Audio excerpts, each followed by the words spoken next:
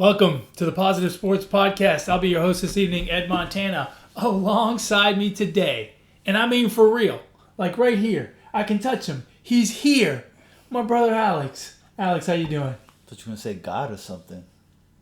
No, I mean, look, I think you're great and all, but you ain't God. I'm God, bro. Jesus God Christ. of war. It's amazing that you and your head fit in here. It's been a while. It has been a while. But you know what?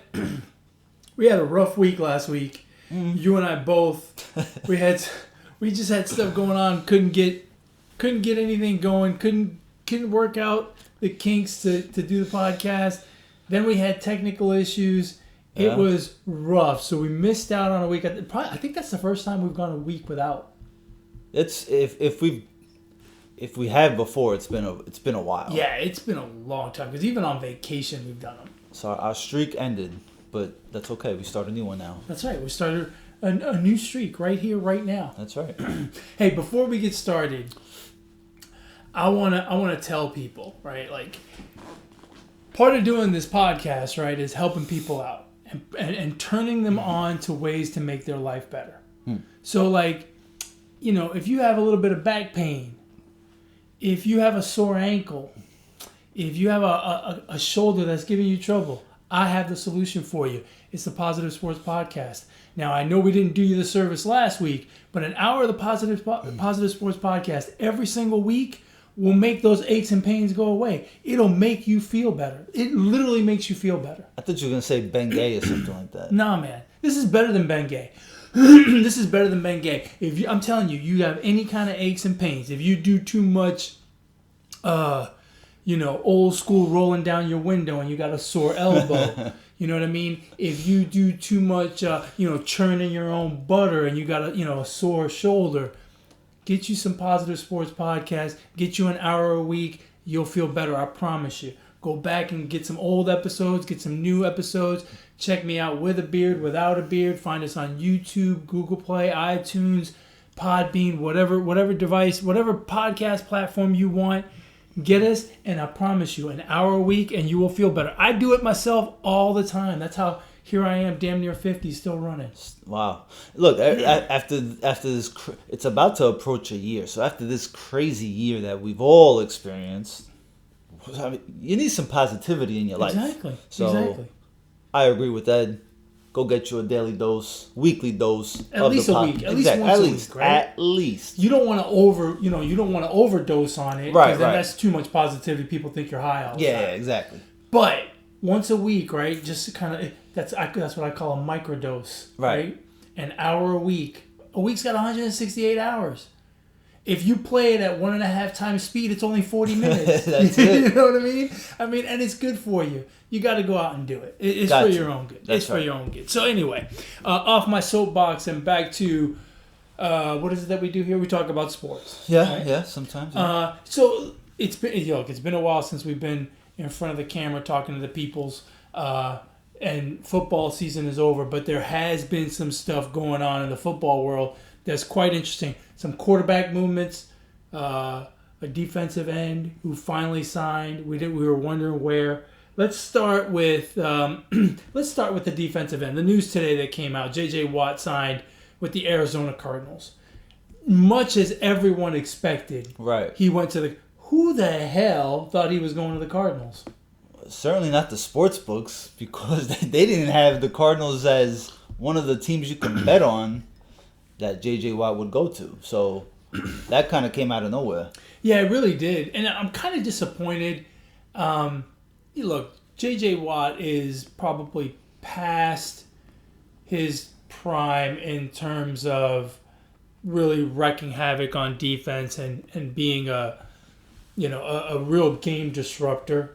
So I wasn't thinking about his next destination as somewhere he could, really, fit into a defense. And I was going for the emotional thing, right? Like, I wanted him to go to Pittsburgh and play with his brothers. Like, how cool would that have been for all three of them to be in Pittsburgh together? Now, I understand logistically, or should I say salary cap wise, it probably wasn't ever going to be an option. But I think it would have been pretty cool.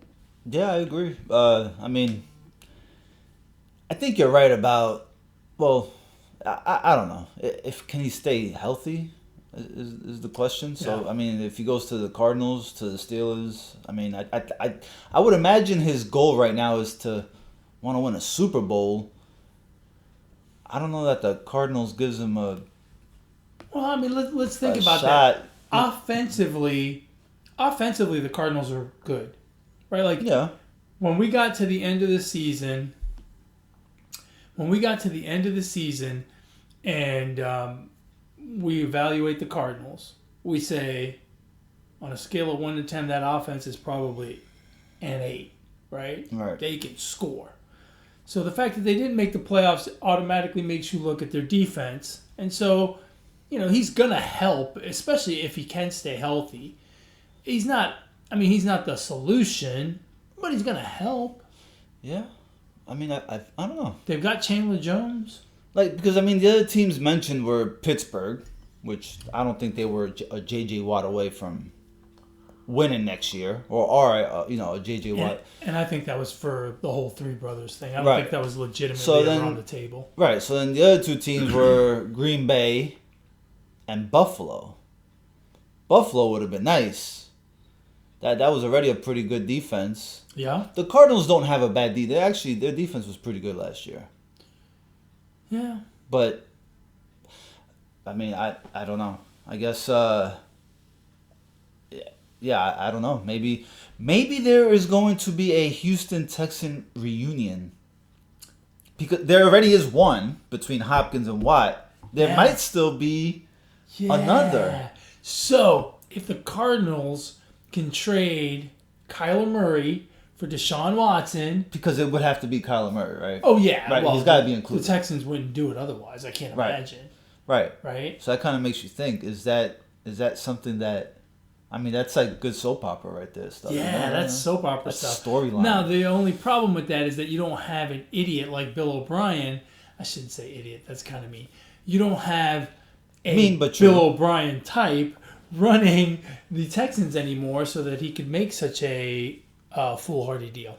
Yeah, well, you got a bunny now, which I think is he's really surpassing Bill O'Brien. I think he might be. So now you bring it up. You bring up the Texans, and that's a good lead-in, right? Because the conversation has been now for several weeks. Deshaun Watson wants out. The Texans are fielding trade offers. Nothing's really coming to the table. We're seeing some other deals come through in terms of quarterbacks, right? We saw what the Lions got for Matt Stafford. We see what the Eagles got for Carson Wentz. And, in one breath, right, in one of those deals, you see what the Eagles got for Carson Wentz, and you're like, oh my God, the Texans are going to get raped. They're not going to get anything for Deshaun Watson. Because the Eagles didn't get very much. But then, on the flip side, you see what the Lions got for Matthew Stafford, and you're like, the Texans are going to make out like bandits. And, it's a tough situation with Deshaun Watson. I think it's pretty easy. I mean, if you're the Texans, it should be really easy. Just get rid of the guy. He doesn't want to play there. He's made that already clear. And what's the point of... I mean, you let J.J. Watt walk for nothing, pretty much, right? J.J. Watt's not a franchise player like Deshaun Watson is. But he was 2 years ago, when you really could have traded him. Right, but he's not... But they let him walk today, not 2 years ago. 2 years ago... Well, they still had the option to trade him last year. You could have gotten something for him.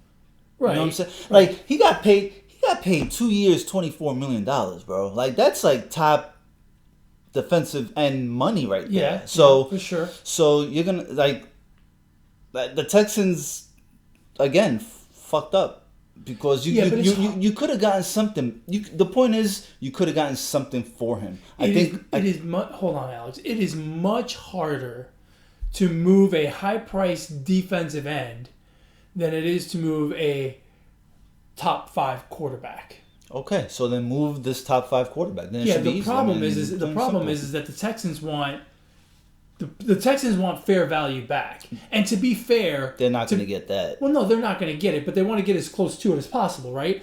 And to be fair, Deshaun Watson, for as much as he wants out, he's not helping, right? Because they had a meeting last week, and the Texans are, talking about, they're talking nice about Deshaun Watson, and Deshaun Watson comes out and says, yeah, we talked, I still want out.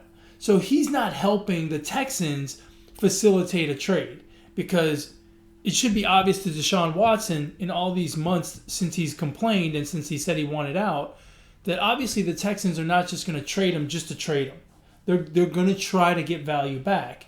And now you come out and you say, well, I still want out. You're diminishing the Texans' trading power to make a deal. So you're hurting your own cause. I mean, look, at the end of the day, James Harden came out and said he wanted out, and the Houston Rockets granted him his wish. If they wouldn't have traded James Harden when they did, and he was still on the Rockets, it'd be super messy. His value would be going down, right? Because he's playing, risk of injury, all that stuff.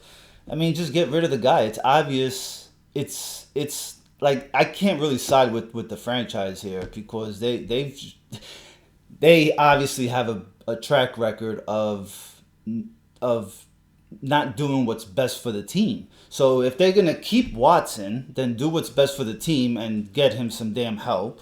If not, then do what's best for the team and trade him and get whatever you can get now, anything.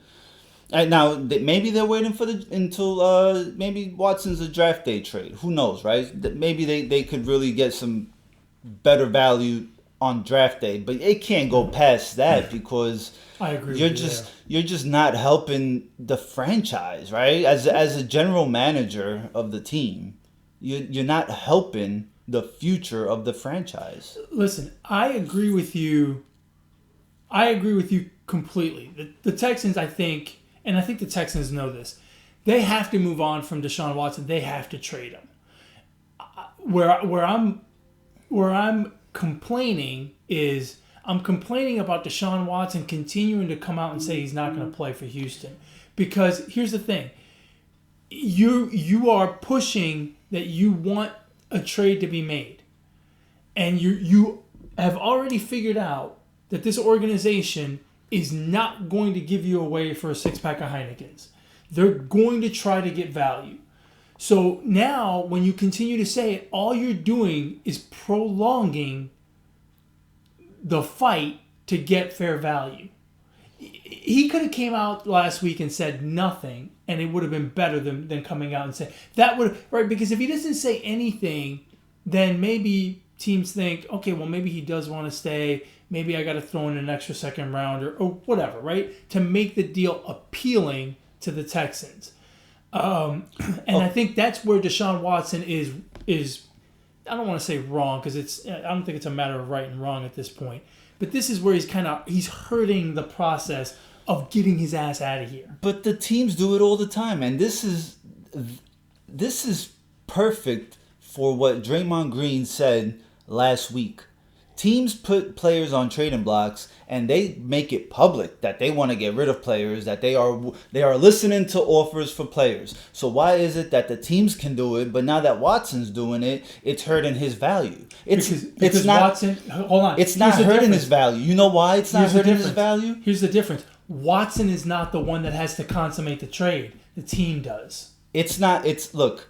I have no issues with Watson coming out. He can keep on saying it, because guess what? His value is not being hurt. He's not hurting his value. Right? His value is the same. Right. So right. Who cares? Who cares? Listen, Watson doesn't care what the franchise gets back for him. I understand. Right? And he shouldn't, because the franchise doesn't care about him. He's been a top 5 quarterback in like a bunch of stats, and they can't put an offensive line around him to protect him. Here's my question, Alex. Who is going to make the trade? That's the team is. The team. Okay, that's fine. That's fine. They can make the trade whenever they want. Guess what? Watson will gladly sit out for 2 years, and the team will pay him. Will he? I didn't before. I think he might sit. I am willing to bet that he. You know why? I wonder how it works with his salary. Like, only he gets his, because he already got the guaranteed money, right? If I read right, if he sits out this season, he basically loses like a total of 2-point-something million. That's chump change compared to that contract. Again, I may have read wrong. I don't know. Yeah, he might be willing to do that. But my point is, before at first I was like, nah, he's not going to sit. Now I really do think he would. If it's only sit. if it's only $2 million. And you know what? As a quarterback, I mean, I think we've seen what Le'Veon Bell. You know, it's a little different, but he was willing to sit, right? Now you got a quarterback, right? They get hit a lot. I mean, he's just. All he's doing is adding a year to his career. Yeah, I mean, you're taking his age 27 year and adding it on the back end, right? Whatever that number is. Like, I understand what you're saying, but again, and that's where kind of teams and franchises, feel like they hold all the power in the world. Like they control. They're basically showing their power and controlling this guy's, move. You know what I mean? Like just fucking It's unfortunate that trade him, man. Like it's unfortunate that it's not more evenly split in terms of power. But I mean, this is the way it is.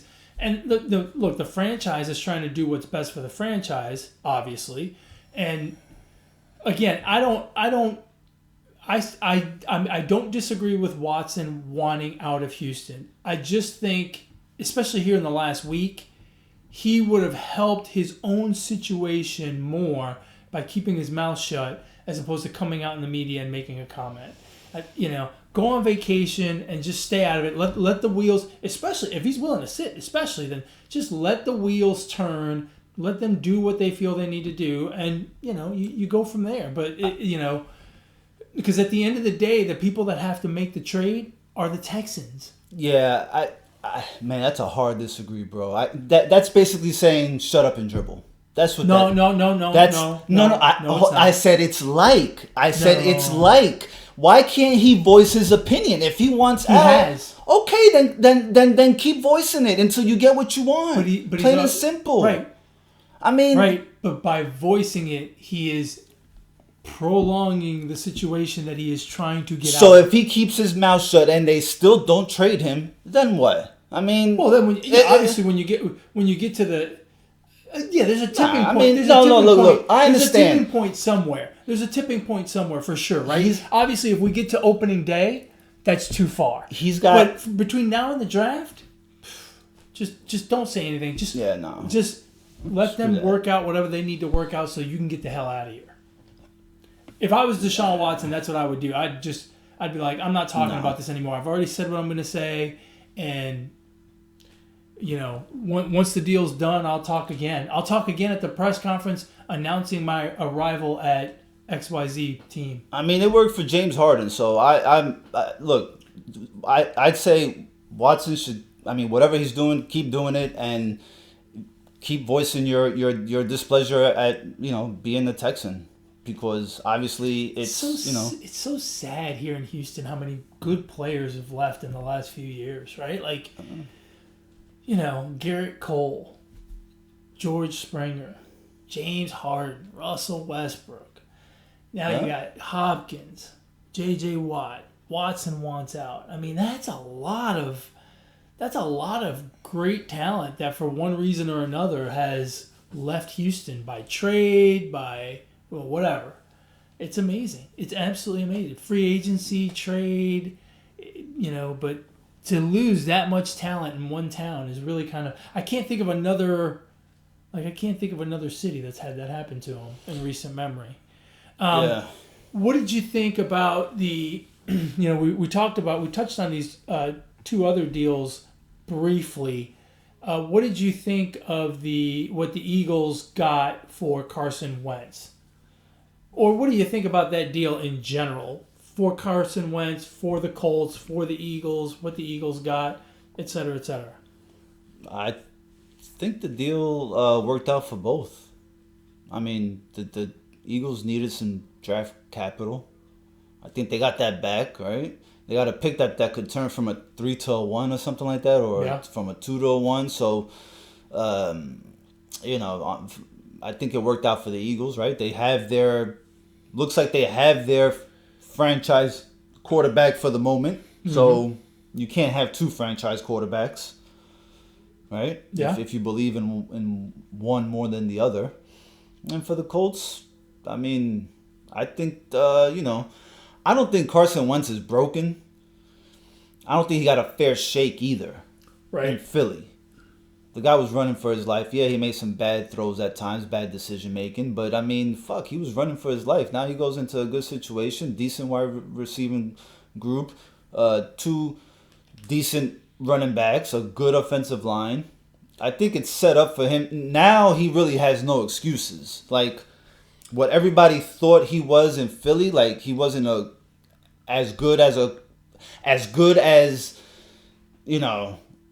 quarter, fuck, I lost my train of thought. Everybody who thought he wasn't as good as he should have been in Philly, I mean, he walks into a good situation in Indy, so he's got no excuses. I'll tell you what, if he returns to the level he was at in 2017 before he got injured, I don't know who's the bigger winner here, him or the Colts, because look, he's walking into a good situation. Yeah. He has a great offensive line in front of him. I mean, he's got a great offensive line in front of him. He has a running game. The receivers are serviceable. They're not great, but they're good. And he walks into a very good situation offensively. The Colts get a guy who can be their quarterback for the next 10 years, right? Especially if he stays healthy. He can be their quarterback for 10 years. He can be really good. And, oh, by the way, they really didn't give up much for him. When you look at how much the Rams were willing to give up to get Stafford, I mean, the Eagles really kind of got taken away. They got robbed. They didn't get I shouldn't say that. They didn't get a terrible deal, but they didn't get as good of a deal as the Lions did for Stafford. I mean, Stafford is older. In terms of ability, probably not more able, more durable, but not more able. I don't know how that equates to such a big difference in return, but it does. And maybe part of it is because the Rams had a quarterback to give away, whereas the Colts didn't. But, man, I feel like the Colts are huge winners here. And the Eagles, they got themselves out of a headache because they were going to have a headache with if Hurts and Wentz were there together, they were going to have a headache. And they, you're right. They got themselves some draft capital, which is always good to have. But, man, I really like this deal for the Colts. Yeah. I really like it for them. See, I like it for the Colts and I like it for the Rams too, because I'm a big believer in everybody sometimes needs a fresh start. And that's in sports, that's just in life, right? You have a job, you've been there for 15 years. Things all of a sudden don't go how you want them to go towards the end, and everybody needs a fresh start, right? You move on, you go to another job or whatever. So, I mean, Stafford's been like an Iron Man for the fucking Lions, playing injured and everything. I mean, can you name some of his wide receivers? I mean, Calvin Johnson's the only big name wide receiver he's had his whole He's been gone for a while now. Yeah, and he's still putting up decent numbers. I think it's a great move for the Rams. So I think the Rams and Colts did pretty good this offseason, I'd say, so far. So far so good. It'll be really interesting to see what happens on draft day. It'll be interesting to see what happens with Watson and specifically around the draft. I'll be very, very curious how that all shakes out. If they don't deal him, if he is not gone by the end of the draft, I will be shocked, and it will not be a good shock.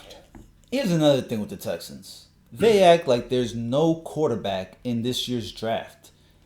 I don't know how deep of a draft class it is, but there's about 5 quarterbacks, 3 for sure that are going in the first round. Like, there's some quarterbacks there. You could make a move and draft yourself a quarterback I wonder if the Texans and the Chargers would just do a straight swap. Watson for Herbert. If you're the Chargers, would you trade Herbert? I mean, he's on a rookie deal. Yeah, but for Watson? I don't know. I mean, I don't know. I don't know. That's a tough one. There's very few places where I would say there are very few teams where I would look at my quarterback and go, "Nah, I'm good. I don't need Watson." Yeah, but if like for like the Chargers, for example, I mean, you could do a lot with that team because your main guy, your main player is on a rookie deal. Yeah. I mean, you can fucking, you can afford to spend some money now and put something around him. That's right. That's a tough one though. That's a good. I wonder if Bill Belichick would take him. I don't know what they would have to give up to get him, but like he probably wouldn't because he wouldn't want that much money in one player. He's never been big on the big contract. And he likes draft picks. Yeah. So unless Belichick in his mind knows he's out of there after this season, he'll stick it to Kraft and give up every single draft pick of the future for Watson, right? Yeah. But I don't see that happening. What other places have a young quarterback that they would be willing to do the swap? If you're the Ravens, do you swap Lamar Jackson for... No, because I wouldn't want... Actually, come to think of it, if I'm in the AFC and I'm the Texans, I don't trade him to the AFC because I don't want to see that guy. But, like, think about it. Like, who else has a decent quarterback, right? We talked about Kyler Murray for Deshaun Watson. Right. The Cardinals would probably do that. There's some rumblings about Russell Wilson. I don't know. It's gotta be difficult to move Watson. It's gotta be. Unless you're willing to get completely fleeced, it's gotta be hard. It's gotta be hard. Think about it. If you're an executive with the Texans, well, but not one of them. Right. You're your own executive, right? Because they're a bunch of buffoons. A slightly smarter one, exactly. Right? Well, maybe a lot smarter, right? Let's not. Well, you don't have to be a lot smarter to be smarter. Well, that's true. If you're smarter, chances are you're a lot smarter. So let's just say you're a smarter executive who happens to be working for the Texans, and you have to trade Deshaun Watson, and you're taking all these phone calls. It's got to be hard to say, are you fucking crazy? I'm about to give you Deshaun Watson. Like, doesn't every response from the Texans start with, are you fucking nuts? I'm about to give you Deshaun Watson. Anyway. So, by the way, the Cardinals play the Texans next year. Oh, it would be even better. That would be to the Cardinals. That would be something. Oh, that would be awesome to see. I would actually root for Deshaun Watson to hang 50 on the Texans. I hate to say that, but it'd be, it would be poetic justice. Speaking of guys that have left, you got any more football you want to talk about? No. Speaking of guys that have left Houston, tell me, please, for the love of God, tell me that you are becoming a James Harden fan. Come on, please. Look, you are an avid Nets fan, and that guy is helping your team that you love so much. He is helping so much. He didn't help Saturday night. Fucking lost to the Mavericks. Well, they had to lose sooner or later. They had won, like 8 in a row? Yeah, 8 in a row. They had to lose sooner or later. Come on, tell me you're starting to become a James Harden fan. No. Only when he wears the Brooklyn Nets uniform. Yeah, right, yeah. Not when he was a Rocket or a Thunder. Yeah, man, I don't know. It's killing you. I know it is. It really is. It really is. Like, I really don't want to sound like a hypocrite, but yeah, I mean, he's playing great. I think he fits in well with the Nets. Yeah, he does. Look, he fits. You're not being a hypocrite. This is a different James Harden, right? It's like Phil Jackson, right? Like Phil Jackson's a great coach when he has, like he is great at managing great talent. He's probably not a great rebuilding coach, right? And it's the same thing with James Harden. He's not a great solo artist. But man, when you put him in a band, he's awesome. Yeah, I mean, he's playing great. He's playing great with the Nets, but I always said regular season James Harden is better than playoff James Harden. So I hope when he gets to the playoffs with the Nets, he doesn't, put up a stink bomb. I think so long as all three of those guys are healthy, meaning Kyrie, KD, and Harden, I think he's going to be very good. I mean, he seems to. The one thing, the big difference with him that I've noticed is he seems to be relishing having other talent around him. Like he's not, sometimes you worry that a guy like that who's been the man and such a ball hog, not in a bad way, but a guy who has to have the ball in his hand because the rest of his team is just not that good. You wonder if he can, fit into a system where there are other good players, right? We thought the same. We had the same questions about Kevin Durant when he went to Golden State. Like, yeah, he's good and they're good. They're going to be great. But what if one ball is not enough for all of them to play together? Harden seems to really be enjoying having Kevin Durant around and having Kyrie around whenever Kyrie plays. Where the, and even some of the other guys, right? Like Joe Harris, I think benefits from having Harden on the floor. Obviously, the only place that they don't benefit is on defense. But when you have the kind of offense that they're creating with Harden in the lineup, I mean, yeah, it's fine to give up 120 points a game if you're going to score 125. Right. Yeah. So, I think it's working out really well for them. And look, I think the Nets are a for sure super legit NBA Finals contender from the East. Yeah. Especially, because considering also that the East is just not very. It's not super loaded. It's in my eyes, it's not. But I would agree with you there. But he's playing good. But we'll see. We still have 35 games left or so. Something like that. I can see it now. I mean, I can close my eyes. I can close my eyes and I can envision it.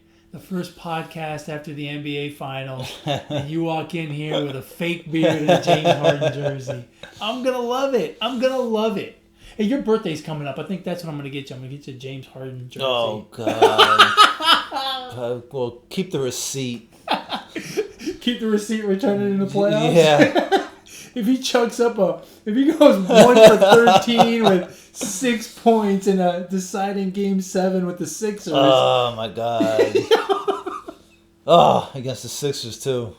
Well, look, when you think of true NBA Finals contenders, true contenders, then I have the Nets up there, right? Yeah. The Sixers. Yeah.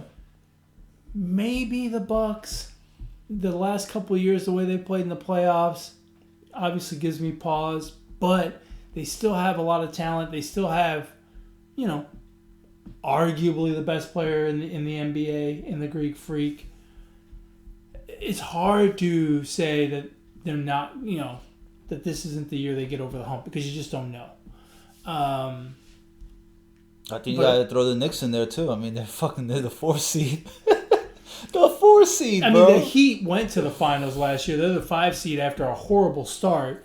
So I guess it's possible that they could really, get back going and be a serious contender. But I just feel like the talent gap between the Sixers,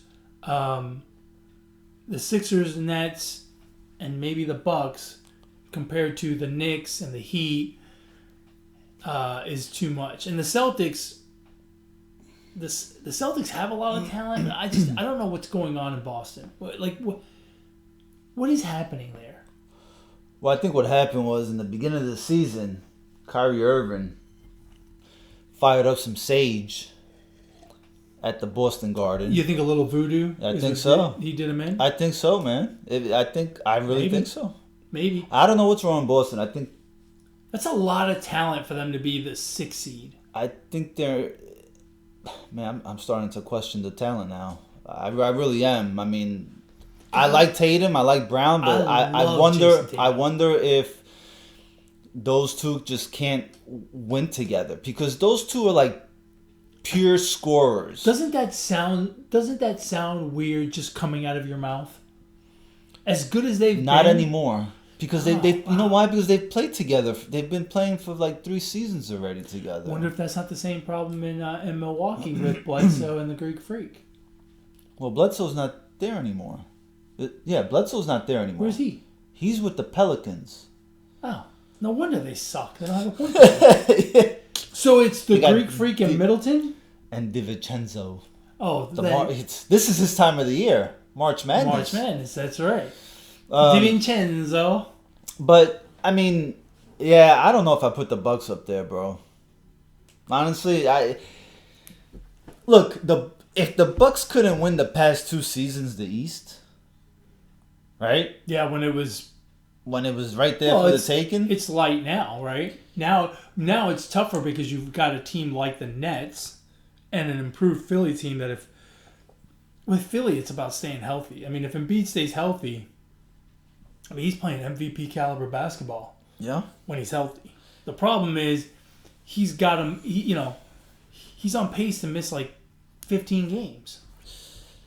Now, part of that I'm sure is load management, but I wonder if it's not aches and pains. And you keep playing on those aches and pains, you get injured.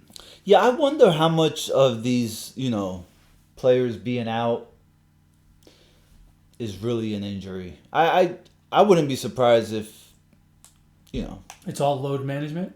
Yeah, on some of these guys, because the season is it's a shortened season. I'm sure they want, and I'm sure the NBA wants the best players available during playoff time, and just being more cautious of people's of the players' health. And the other thing too, remember with this season, is it's 10 less games, right? It's 72 games instead of 82, right. But it's, I think, considerably shorter. So it's more compressed. Yeah. They're playing more games per... There's less games per... There's less days per game than there have been in previous seasons. Yeah. And you got to also keep in mind, some of these teams are going to be playing makeup games in the second half of the season. That's right. Where I don't know how the NBA is going to fit them in. I know the second half schedule is out. But I don't know how, maybe more back-to-back. Yeah, actually... More back-to-backs. I think there are more back, because there's some teams with like 7, 6, 8 back-to-backs in the second half, and there's only 35 games. Yeah, that's half of them. Right, so I wouldn't be surprised if, it's all load management. Yeah, that makes the compression even worse, right? Yeah, so, right. Interesting. Out west... it's getting real interesting out west because the Jazz have been, insanely hot. They're 27-7 over 34 games. I don't think they can keep that up, but I mean that's a long stretch to be that good, right? Yeah. You've got the Lakers a few games behind, the Clippers a little bit behind them. The Lakers, I keep thinking to myself, the Lakers are the best team in the West, but without a healthy Anthony Davis, they're not even a top 4 team. They look rough without him. And his issue, lower leg issue, calf, Achilles, strain, whatever it is, that's nothing to sneeze at. Yeah. That's a problem. That's a real problem. Because, remember, Kevin Durant came back a little too early. It was for the finals, of course, but he came back, pushed himself to come back early so that he could be in the finals. Then he ruptured his Achilles. So, if they do that with Anthony Davis, now obviously they're not going to rush him back for a Tuesday night game against the Memphis Grizzlies, but, he wants to get back out there and get his his rhythm going as well. The Lakers looks really tough for the Lakers right now. What do you think? Yeah, I mean it's they need Anthony Davis, plain and simple. I mean, I think LeBron hasn't played all that great this past week or so. Like if you watch some of those games, it's like he's just taking bad shots. I mean, they lost games to like the Wizards. I understand the Wizards have been playing better lately, but I mean they lost a game in overtime to the Wizards. They've been losing to bad teams. Yeah. So, it's not a good supporting cast. It's pretty tight throughout right? When you look at the 5 through 8 seed, there you got San Antonio 7.5 out, the Portland Trailblazers 8 out, and then the Nuggets and Warriors 8.5 out. So you've got one game separating 4 teams. Those bottom 4 could change dramatically, and then that would determine the matchup that the Lakers would have. It's probably not going to be easy with any of those teams. Yeah, think about it. They would have to play the Nuggets right now. Yikes. I mean, I don't know if you want to play them in the first round. The Nuggets are the kind of team I don't think you want to play ever. They're just trouble, right? They're just trouble. Yeah, but that's another team that I don't know if they have any really good supporting cast outside of Jokic and Jamal Murray. I mean, those two guys are good. I think they can carry them in the regular season, but I don't know. They need some guys to step up. They need something. I know not every team can have a big 3, right? Or a deep bench, but I mean, they need to figure out who's going to be that third wheel. Well, last year they went pretty far without a third wheel. Yeah. In the playoffs, it gets a little bit different. Yeah, it does. So, and they're very good defensively. So, that kind of, I think that's where they kind of come through. I will say this, San Antonio's sitting at 17-12 at the 5 seed. They don't even have a big 2. Yeah, they don't even have a big 1. They don't have anything. They got Greg Popovich. Yeah, I mean it's a masterful coaching job, right? Yeah. But here's the thing. Did you hear what their record is? 17-12. They've only played 29 games. Most teams have played 35. So they are ones that are going to be significantly backloaded. Right. And I think we're going to see them drop out. Yep. Maybe right out of a playoff spot. Could very well be. Because look, it's not a far drop from 5 to 8, a game and a half, and you're out. So it's a real problem there. And the Portland Trailblazers, I mean, you can't count them out. I mean, you just can't count them out with Lillard, right? But that team just does not seem good enough to even really be in the playoff conversation. Well, that's a team that I'm gonna look out for because I think they get McCollum back here in a couple weeks. So that could help. That's definitely gonna help as long as he's healthy. Because I mean he was fucking playing lights out before he got hurt. So the fact that the Blazers have hung around and I mean. Fuck, Lillard should be in some MVP talk, man. Because that guy seriously, I mean, insane. Your second best player goes out, and I mean they're what the 6th seed right now, but I think they were as high up as the 4th seed. They were the 5 seed for the most part. So, I mean, shit. 18 and 14, so their schedule is going to be backloaded quite a bit as well. But some of the teams that they're facing up against are some of the teams that are also in that backloaded problem, like the Spurs are right there with them. Yeah. The Spurs have the worst case, I think, out of everyone. Right. So, should be good heading down the stretch. So yeah, it's going to get real interesting here in the last couple months of the season. Hey, what do you think about the All-Star game? The NBA having an All-Star game. It's going to be the first All-Star game since the pandemic because MLB did not have their All-Star game. That's right. The NHL did not have an All-Star game. And the NFL did not have a Pro Bowl. So what do you think about the NBA having their All-Star game? Pandemic be damned. I mean, I don't know. I mean, they're allowing fans already at some stadiums. So I guess that says, I don't know. I guess it's okay. I mean, it's a business at the end of the day for the NBA, and I think the players understand that. So some may not agree with it, but they can go ahead and give up their spot and, I guess, pay a fine if they don't want to go. I don't know. If they fine them, I think that's terrible. Like, at least waive that shit for this season. Exactly. Waive it forever, but if there's going to be a season to not fine a player for participating in a freaking All-Star game. I agree. Jeez. I agree completely. Yeah. I commend the NBA for trying. Yeah. I commend the NBA for, trying to do things as normally as possible. Because, look, at the end of the day, the NBA is a business, right? And this is one of their revenue streams. The All-Star Game is a revenue stream for them.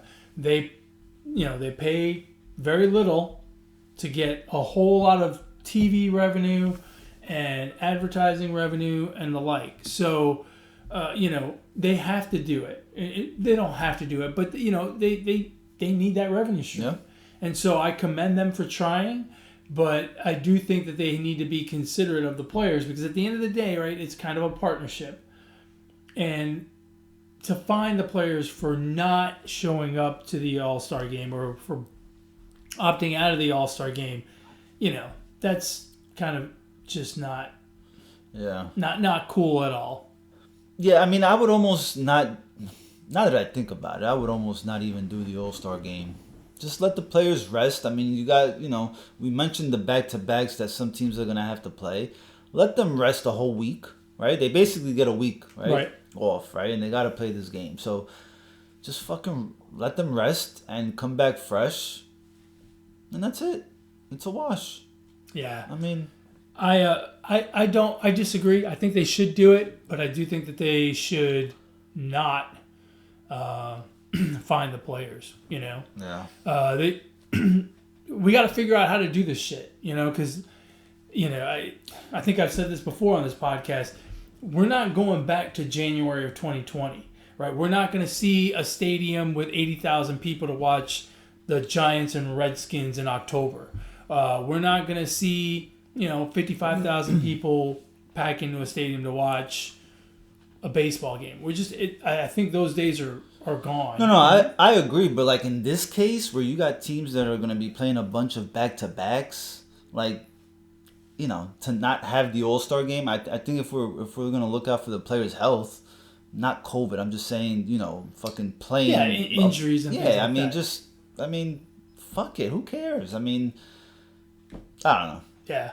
It's tough for the business. I think the NBA, the business of the NBA has to try to get back to normal, or they have to get to a point where, they can generate the revenue that they need in order to prosper going forward.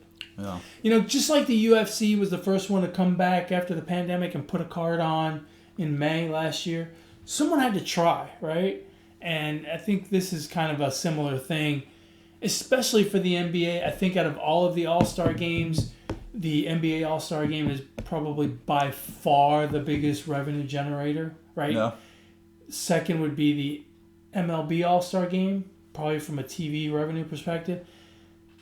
Is the Pro Bowl even on TV, or was it even on TV? No, I don't know. I have no idea. Or was it like on the NFL Network or some shit? Because I never watched it. Yeah, I don't know. I figured you did because you probably bet on it. Nah. You probably had the props. I'm a degenerate, but not that much of a You degenerate. probably had a prop on will Drew Brees throw a touchdown in the first half or some shit. So yeah, it's the biggest All-Star game. Someone's got to try. I commend them for doing that, but I do think that they should tread lightly with the players. You got anything else? No, man. Let's wrap this one up before we lose it. Before we break it. That's right. As always, folks, we appreciate you watching, listening. Don't forget to like, subscribe, comment. Hit us up on YouTube, Podbean, iTunes, Google Play, whatever podcast platform you choose. If you want to get a hold of my brother Alex, how do they do that? On Twitter at Brooklyn Gaucho 1. And if you want to get a hold of me, you can do so on Twitter as well, at eMontana21. You can email the show, positivesports10@gmail.com, positivesports10@gmail.com. You can send us your questions there. See you for lunch tomorrow? I can't promise you that. Good. It's more food for me. As always, folks, ignore the negativity. Be the positivity. Peace.